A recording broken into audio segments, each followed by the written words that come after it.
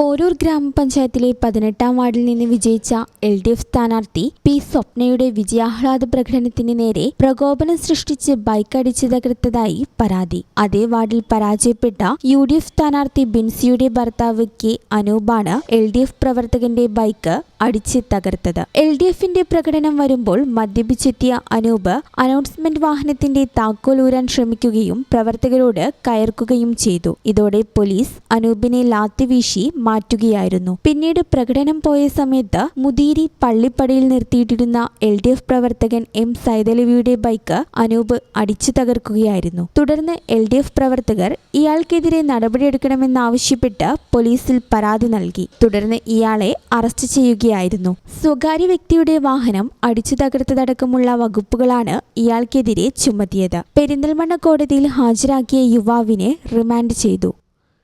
ഈ channel news Malappuram.